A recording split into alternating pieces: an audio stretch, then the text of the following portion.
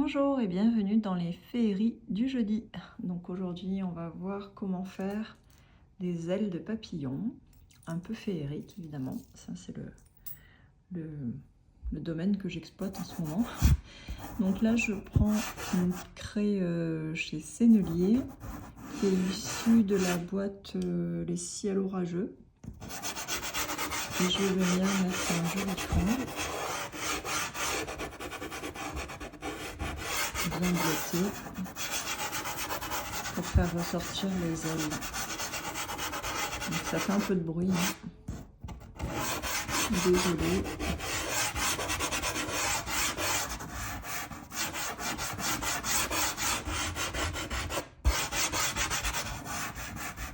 Je réduirai le bruit.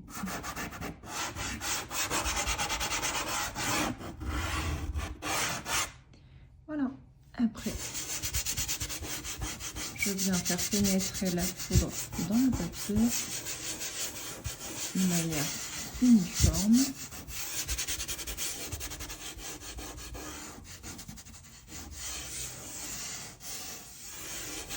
Voilà. Et puis je vais prendre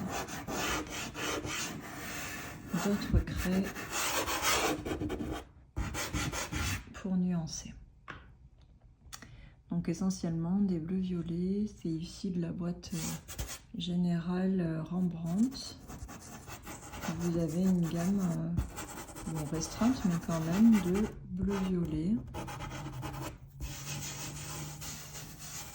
bleu lavande. Et je viens juste ici faire quelques petits nuages ou des volutes un peu plus clairs.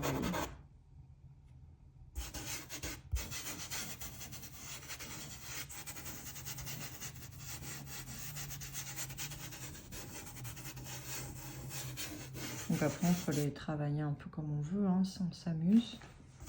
On peut faire des petits nuages, on peut prendre des craies un petit peu plus poudreuses comme des Sennelier ou autres, ou des Giraud. J'aime beaucoup la marque Giraud, ils sont un petit peu plus poudreux. Ou la marque Artesio aussi, j'aime beaucoup leur pastel. Et on peut faire, vous voyez, des petits volutes, comme ceci.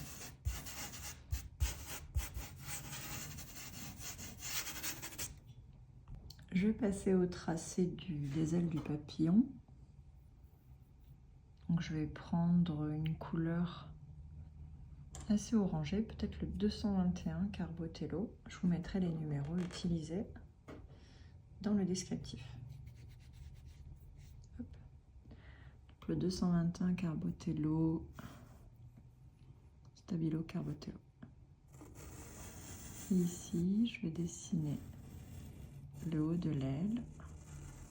J'avais envie de vous faire un petit zoom et vous montrer comment on peut faire soit des animaux, soit des objets, soit des natures un peu féeriques, mais tout sur le thème de la poésie, de la féerie. Quelque chose qui sort un petit peu de l'ordinaire, et comme je vous ai dit, c'est vraiment un univers qui me parle, qui me plaît de plus en plus, la féerie, la fantaisie, fantaisiard. C'est vraiment des domaines que je privilégie. Évidemment, j'aime toujours aussi les animaux classiques, les peintres, les portraits humains, etc. Mais un artiste est curieux. Là, je vais faire un petit peu le corps. J'avais envie, toujours pareil, de choisir des angles différents, un peu plus originaux. Pas forcément un papillon entier, pas forcément posé sur une herbe. Vous voyez, on sort du classique, quoi, tout simplement. Là, je fais un petit dessin. J'imagine le dessin intérieur des ailes. J'invente. C'est pas très compliqué, vous voyez, je fais des traits un peu de manière aléatoire pour faire un motif. Voilà. Et ici, on va s'amuser avec des couleurs qui vont être un peu violettes, bordeaux. On va se laisser porter par les couleurs. L'idée, c'est d'être créatif et de prendre les couleurs qui nous appellent. Donc moi, je vous guide, je vous donne ce que j'utilise comme couleur, mais vous pouvez être appelé à en prendre une autre. Et je vous invite à bien écouter, surtout, ce que vous ressentez. Donc là, je vais mettre un violet, qui n'est pas assez fort d'ailleurs, qui est le 5 de comté.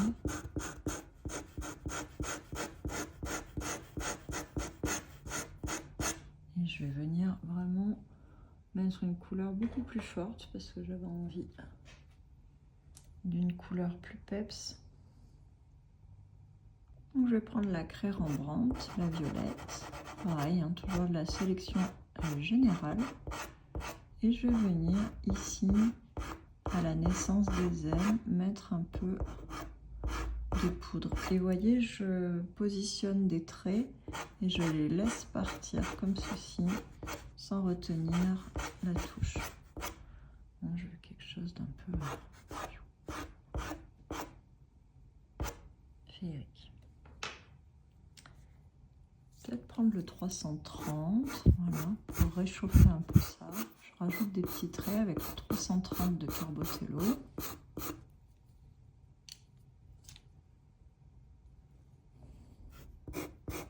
Le 325, vous voyez, ce qui est intéressant, c'est que sur ce fond un peu bleu-violet foncé, les couleurs violettes, rose, pourpre, rougeâtre vont ressortir et vibrer davantage, vous voyez. C'est assez intéressant. On utilise comme ça un peu la technique du dégradé. Je rajoute un petit peu de matière à la naissance des ailes. C'est bien de s'amuser. Pourquoi pas mettre un petit peu de rouge avec le 3 de comté. Faites avec les couleurs et le matériel que vous avez, évidemment, si vous avez des pit pastel ou Derwent ou autre, ça fonctionne aussi. Hein. On va prendre un bleu un peu flashy. Je vais prendre moi le Sennelier 288 qui est très bleu. Et je vais venir ici, pareil, dans la même continuité, un peu en relief. Et puis celle-là, tiens, je peux dire, je la fais toute bleue ou avec des dégradés. Et je viens mettre du bleu sur la partie supérieure des ailes.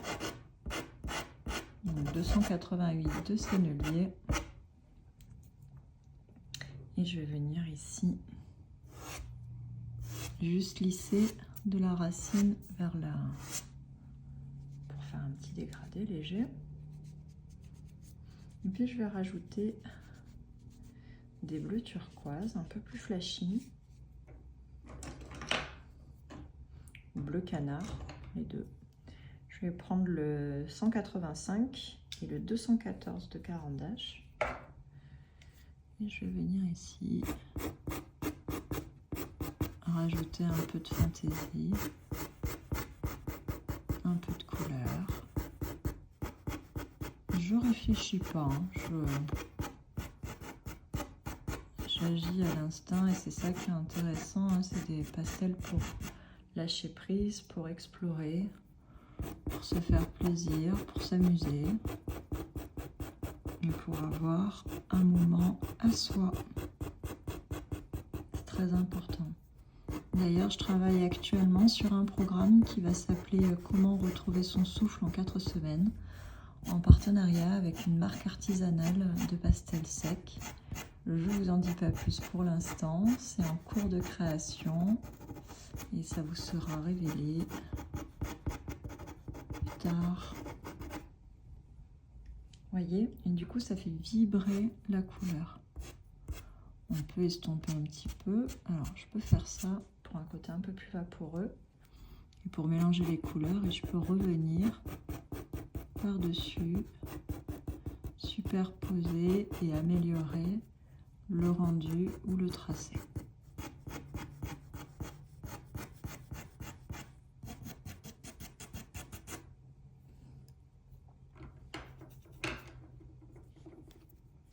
On peut aussi mettre un petit peu de bleu là dans le bordeaux pour dégrader la couleur. Ça va être intéressant.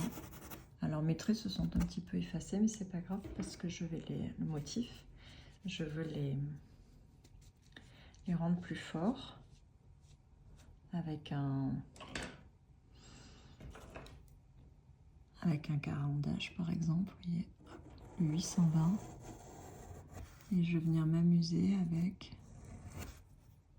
ce jaune, lui mettre un peu de orangé par endroit, pourquoi pas aussi un ocre un peu plus foncé.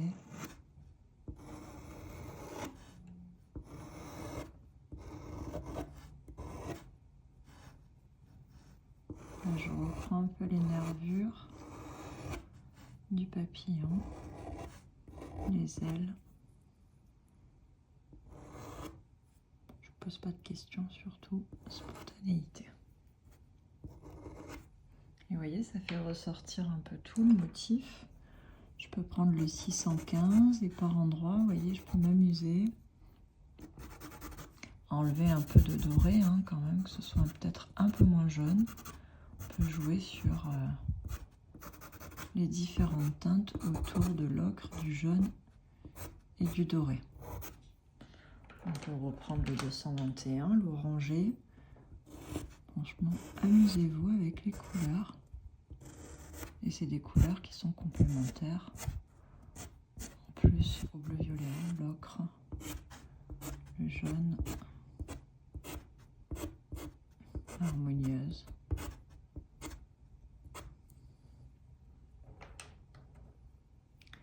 On peut venir ajouter des petits motifs brillants avec le jaune ou avec l'ocre.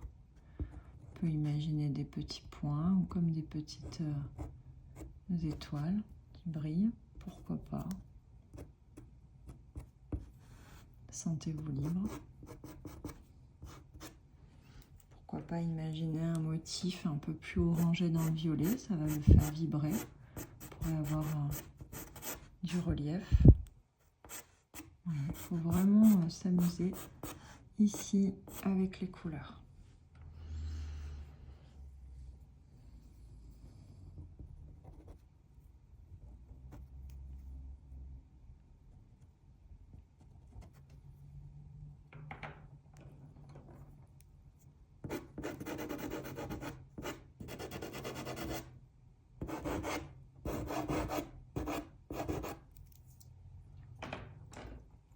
Ici, je vais prendre le 640 pour peindre le corps.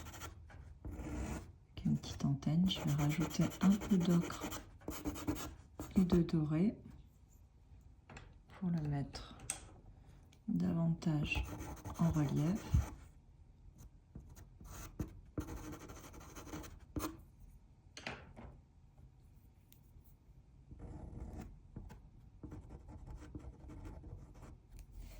Toujours avoir la mine assez propre, pouvoir faire des teintes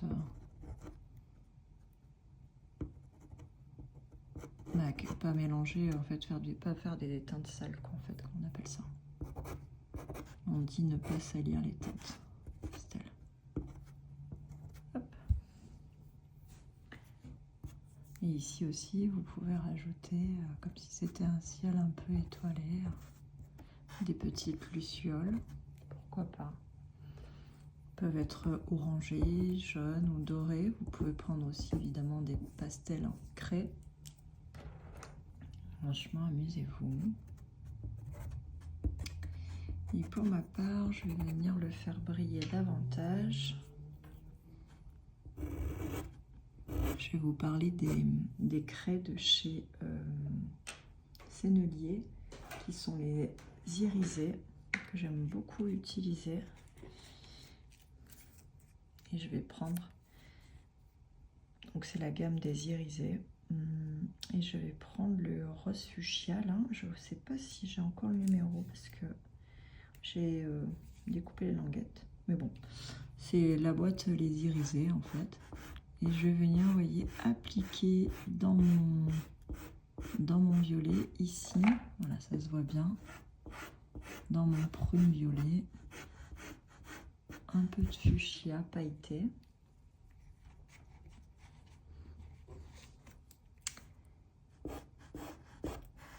Un peu de bleuté ici.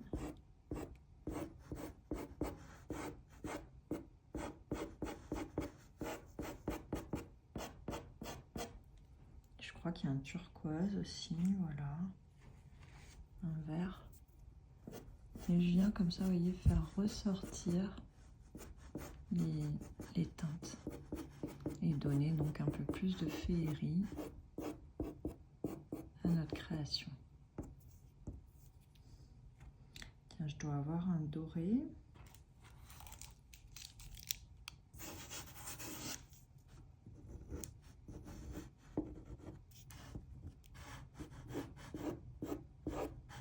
Donc je peux en mettre un peu sur certains endroits des ailes ou dans le fond. Hein. On pourrait peut-être même en mettre sur une plus grosse surface et venir faire briller le fond. Pourquoi pas. Et l'étaler comme ceci.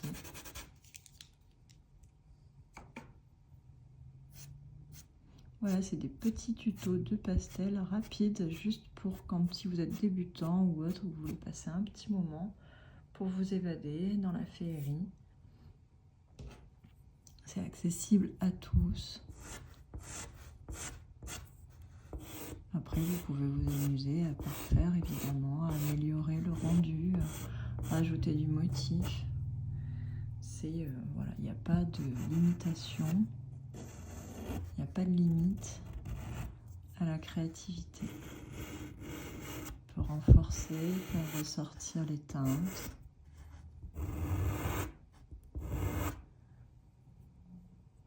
Je le trouve déjà joli. Il est déjà bien lumineux.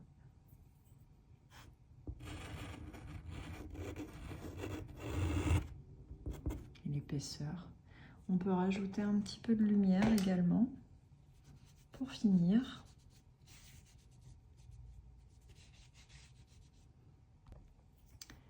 Alors pourquoi pas le 105 de chez Carbotello toujours.